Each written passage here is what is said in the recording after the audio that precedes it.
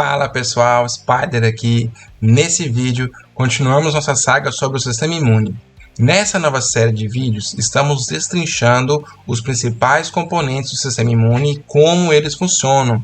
O assunto de hoje é o sistema complemento. Se você quer saber como o sistema complemento é ativado e como ele funciona, é só colar comigo que a gente continua o papo após a vinheta. Bora lá!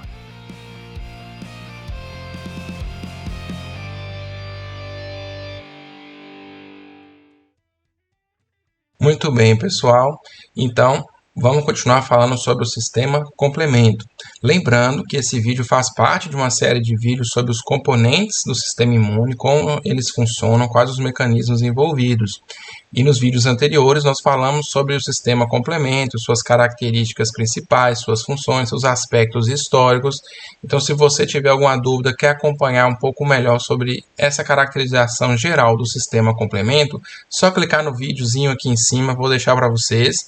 Pode clicar, não vai te tirar desse vídeo, vai só colocar ele na fila aí para você assistir futuramente, beleza? Então vamos falar das vias de ativação e como elas vão desembocar para a via final do sistema complemento, que é a via lítica, beleza? Muito bem, antes de mais nada, vou então retirar aqui a câmera para otimizar aqui o uso das imagens e não prejudicar muito o andamento desse vídeo. Muito bem, como eu falei no vídeo anterior, as vias de ativação do complemento são 3, e elas estão aqui representadas de forma bem didática nessa imagem do livro do Abbas. Então eu vou só fazer uma introdução sobre essas vias, mas vou chamar a atenção para alguns aspectos dos mecanismos de ativação e também efetores que o complemento apresenta, para a gente destacar e destrinchar isso melhor no decorrer dessa aula e nos próximos vídeos, beleza? Bom, vou chamar a atenção aqui, olha só, a gente tem as 3 vias, é a via clássica, a via chamada alternativa e a via das lectinas. Em todas elas, vocês podem observar que o processo de ativação envolve a presença de um micro-organismo. Então tem que ter algum gatilho, algum fator que vai ajudar na ativação do sistema complemento. Então vamos explorar isso aí à medida que a gente for detalhando nas próximas slides, onde vocês vão poder observar que o sistema complemento vai ter essa maior probabilidade de ser ativado quando micro-organismos ou substâncias estranhas, né, tiverem de fato presentes no nosso organismo. Então tem essas 3 vias e todas elas vão levar a isso daqui, ó, esse evento aqui. Que evento é esse? É o evento que tem a ativação, ou melhor dizendo, a clivagem da proteína C3. Essa proteína C3 vai ser quebrada em 2, que é a C3A e a C3B, certo? Então chama muita atenção para isso. Olha só, lembrar que independente de como vai haver o surgimento ou ativação do complemento, a conversão da molécula C3 em C3A e C3B vai ser um fator chave. Além disso, a gente vai chamar atenção aqui para essa parte final. O complemento tem aqui a ativação da molécula C5. Tá? Ela também vai se diferenciar, ou vai ser quebrada em C5A e C5B. E esse C5A e esse C5B vão levar à formação da via final do complemento, que a gente vai ver aqui, que é o complexo de ataque à membrana, que é representado aqui no caso pela proteína C9, que está polimerizada. Aqui embaixo nessa imagem a gente até destaca as funções de algumas moléculas do complemento, que a gente até viu no vídeo anterior sobre as funções do sistema complemento. Então, por exemplo, a gente viu lá uma função muito chamativa, foi a da inflamação, aquela capacidade de recrutar células, aquela capacidade de marcar células para serem eliminadas por fagocitose, que é a opsonização, como exemplo aqui o C3B, o C5A, o C3A, né, com processo de inflamação aí bem evidenciados aqui na imagem, e essa parte aqui do C5 até o C9, né, você vai ter aqui a formação do complexo de ataque à membrana, que causa a lise do micro-organismo.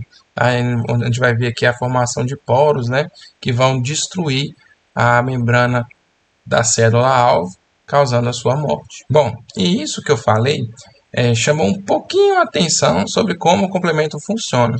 É importante ter a ideia de que ele funciona num mecanismo de cascata, onde eu vou ter formas inativas de proteínas sendo recrutadas e elas sendo ativadas vão ativar outras proteínas que previamente estavam inativas. Então o complemento vai precisar dessa fragmentação, dessa quebra, né? Nós vamos vendo aqui nos mecanismos de ativação, no seu funcionamento, para que ele consiga exercer suas funções.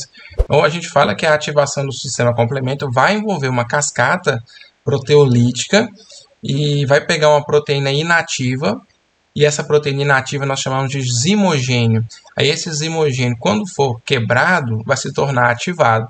Então, essa cascata proteolítica é importante porque a proteólise, essa quebra das proteínas do complemento, é o que promove a sua ativação. E como uma proteína ativada acaba quebrando outra proteína e ativando outra proteína, que porventura vai quebrar outra proteína e ativar outra proteína, nós falamos que é um mecanismo em cascata. E isso é importante porque isso vai ajudar na amplificação da resposta do sistema complemento, mediante, por exemplo, um agente agressor. Tem até um paralelo, né, que alguns autores falam, que é o fato assim, imagina que você pega ali um conjunto de 10 fósforos, aí você acende um fósforo, e com esse um fósforo você acende um fósforo dentro desse grupo de 10, e aí a partir desse outro fósforo, os outros 10 fósforos acabam se acendendo, a chama acaba passando de uma para outra.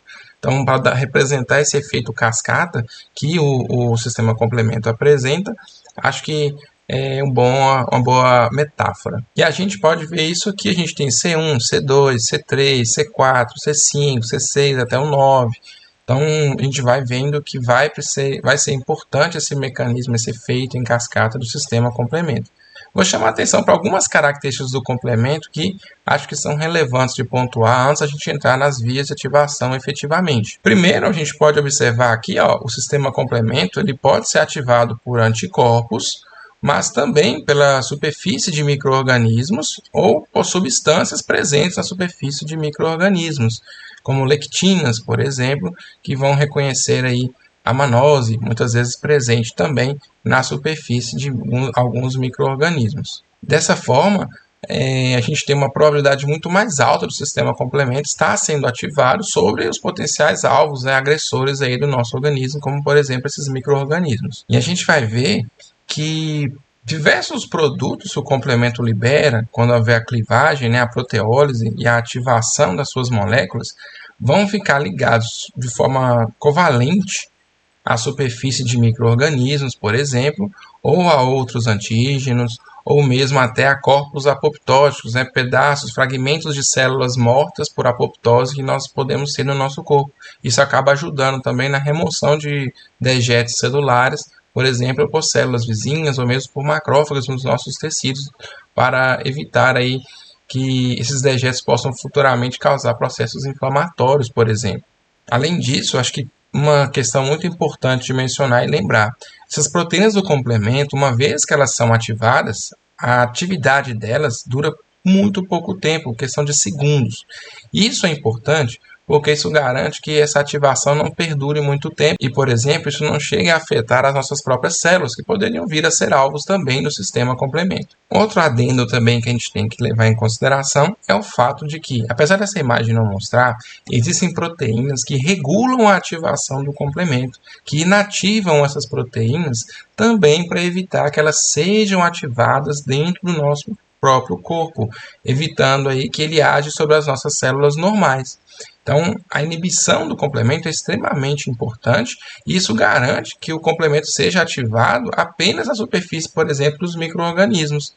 Então, a gente pode dizer que essas proteínas reguladoras, elas são uma espécie de adaptação das nossas células normais que vão minimizar esses danos que o complemento poderia chegar a produzir às nossas células hospedeiras e, de certa forma, garantir que essa ativação ocorra apenas nos nossos invasores, os micro-organismos que têm essa condição patológica sobre os nossos tecidos, por exemplo. Então, quando você tiver uma infecção, aí o complemento vai ser bem ativado. Quando você não tiver uma infecção, o complemento vai estar ali constantemente sendo regulado e a sua ativação sendo sempre anulada. Então, a gente faz aquela metáfora de que é como se o nosso corpo tivesse ali o botãozinho de desligar o complemento, a chave que decodifica e inativa o complemento. E quando entra um micro-organismo estranho, ele não tem essa informação genética, então ele vai permitir que o complemento haja sobre sua superfície, levando, por exemplo, à sua destruição. Então é um mecanismo muito interessante de garantir que a resposta ela seja o mais eficientemente possível executada sobre aquilo que é estranho ao nosso corpo.